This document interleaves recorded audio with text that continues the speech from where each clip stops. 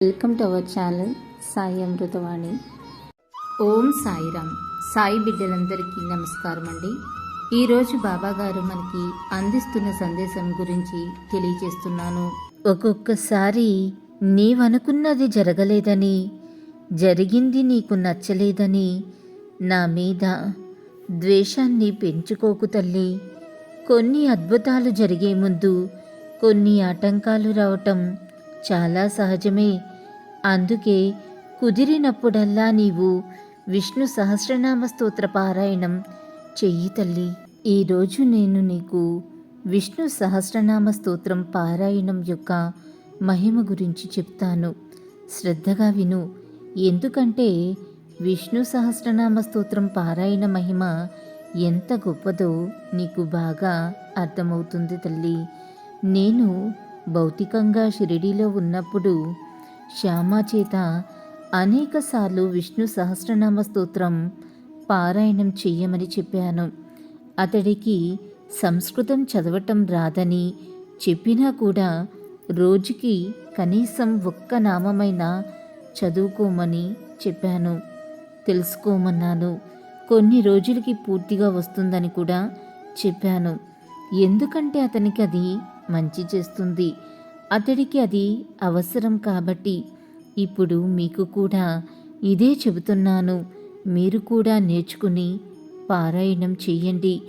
ఎలాంటి అద్భుతాలు పొందుతారో మీకే తెలుస్తుంది. ఇప్పుడు నేను మీకు విష్ణు సహస్రనామ స్తోత్ర పారాయణం యొక్క మహిమ గురించి చెప్తాను. శ్రద్ధగా వినండి, లేకపోతే నష్టపోయేది మీరే. పూర్వము పూరీ నగరంలో జగన్నాథపురంలో ఒక మహాపండితుడు అతని భార్యతో సహా ఒక పూరి గుడిసెలో నివాసం ఉండేవాడు. ఇతను శ్రీ మహావిష్ణువు యొక్క పరమ భక్తుడు. పూట గడవని పరిస్థితి, దారిద్ర స్థితి అతనిది. ప్రతినిత్యము కూడా విష్ణు సహస్రనామ స్తోత్రం పారాయణం చేసి ఇతడు ఆ ఊరిలో మూడిళ్ల వద్ద భిక్షాటనకు వెళ్ళేవాడు. ఆ వచ్చిన దానితో కుటుంబాన్ని పోషించుకునేవాడు.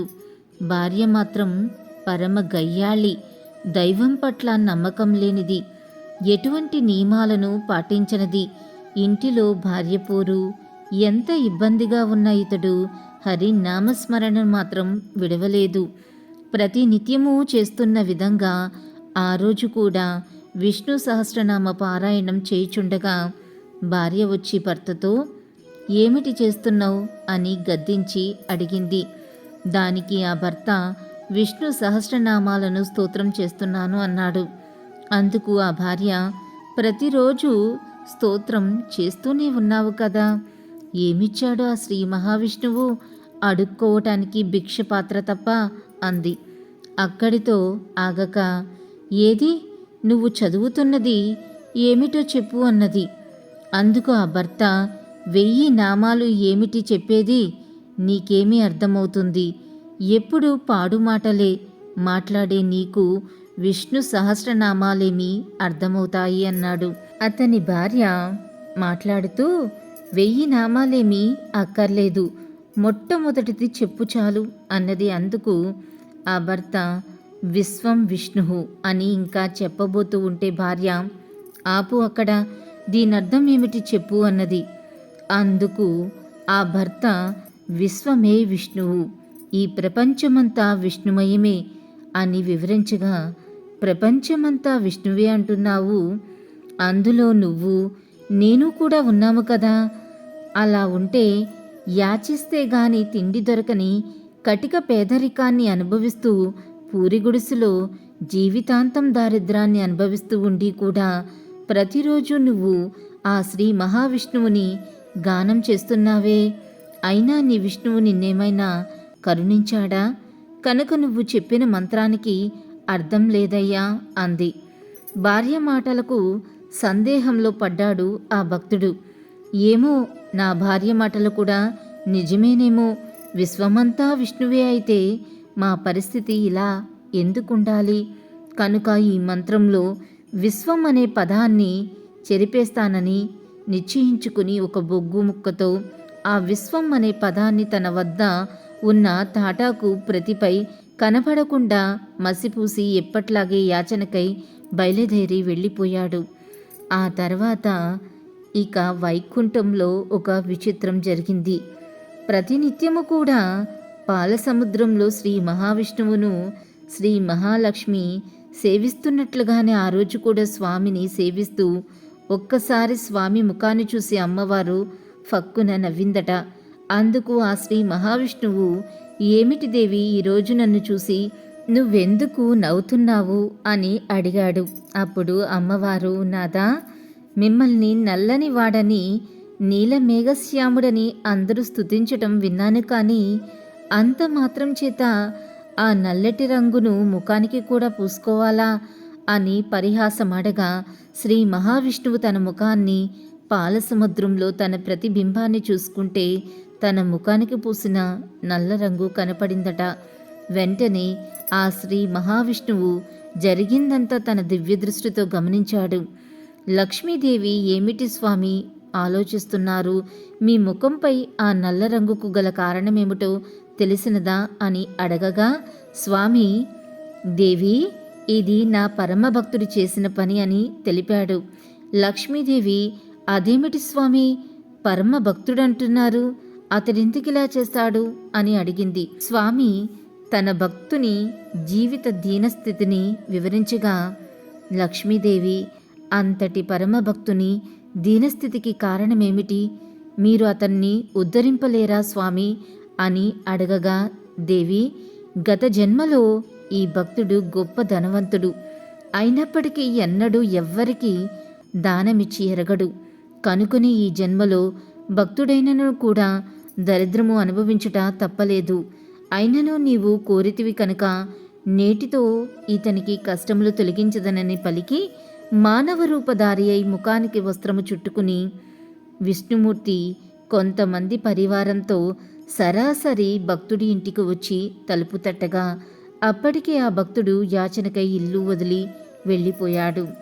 ఇంటి ఇల్లాలు వచ్చి తలుపు తీయగా ఎదురుగా మారువేషములోనున్న శ్రీ మహావిష్ణువు ఆ ఇల్లాలితో, అమ్మా, నీ భర్త వద్ద నేను అప్పుగా తీసుకున్న సొమ్మును తిరిగి తీర్చుటకు వచ్చి తిని సొమ్మును తీసుకొనవలసిందిగా చెప్పగా, ఆ ఇల్లాలు, నీవెవరవో నాకు తెలియదు, కానీ మేమే కటిక దారిద్రంలో ఉన్నాము.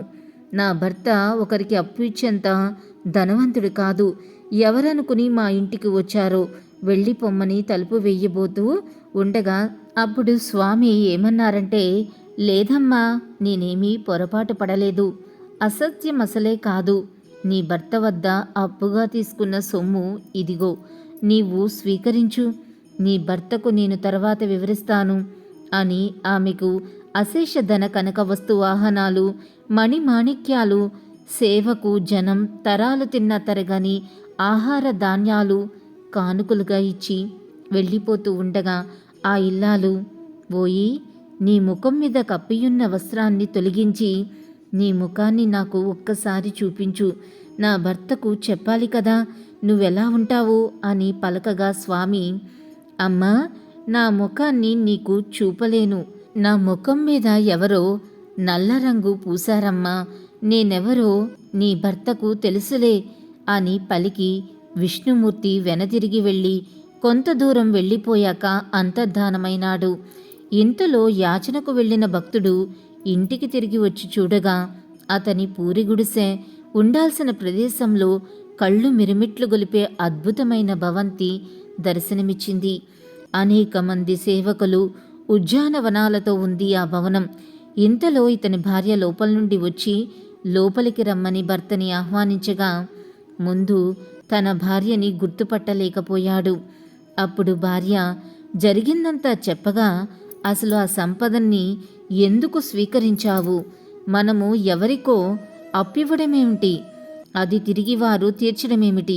మన దీనస్థితి నీకు తెలియనిదా అంటూ భార్యను అడిగాడు. అయితే ఆ వచ్చినవాడు ఎలా ఉన్నాడు, అతడి ముఖం ఎలాగున్నది అని భార్యని ప్రశ్నించగా, నేను అతడి ముఖాన్ని సరిగ్గా చూడలేదు. అతడి ముఖంపై ఎవరో నల్లని రంగు పులిమారట. ముఖం చూపించలేనంటూ వస్త్రంతో ముఖాన్ని కప్పుకున్నాడు. అయినా అతడు వెళ్తూ వెళ్తూ నా గురించి నీ భర్తకు పూర్తిగా తెలుసమ్మా అని చెప్పి వెళ్ళిపోయాడన్నది.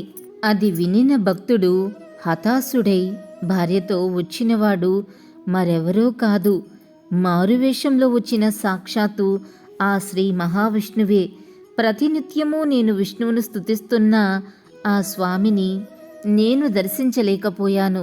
ఏ జన్మలో చేసుకున్న పుణ్యమో నీకు స్వామి దర్శన భాగ్యం కలిగింది అని పలికి ఇంటి లోపలికి వెళ్ళి ఉదయము విష్ణు సహస్రనామాలలో మొట్టమొదటి విశ్వం అనే నామంపై పులిమిన నల్ల రంగును తొలగించాడు.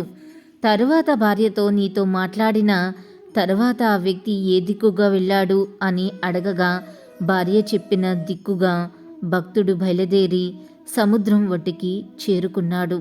అక్కడ సముద్రం వైపునకు తిరిగి ఊర్ధ్వ దిక్కుగా చేతులు జోడించి శ్రీ మహావిష్ణువును ఉద్దేశించి స్తోత్రగానం చేశాడు. అప్పుడు అశరీరవాణి, భక్త, పూర్వజన్మ కర్మ ఫలముల కారణంగా ఈ జన్మలో నీకు భగవద్దర్శనము కలగదు. మరణాంతరము నీవు వైకుంఠానికి చేరి జన్మరాహిత్యాన్ని పొందెదవు అని పలికినది. విన్నారు కదా తల్లి, విష్ణు సహస్రనామ స్తోత్ర పారాయణం యొక్క గొప్పతనం. ఇక మీరు కూడా ప్రతిరోజు చెయ్యండి, అన్ని భోగభాగ్యాలను పొందండి. అల్లా మాలిక్, అల్లా అచ్చా కరేగా. ఓం సాయిరామ్. ఇలాగే బాబాగారి సందేశం రోజు వినాలి అనుకుంటే మన ఛానల్ని సబ్స్క్రైబ్ చేసుకుని సపోర్ట్ చేయండి. అంతవరకు సర్వే జన సుఖినో భవంతు. Thanks for watching.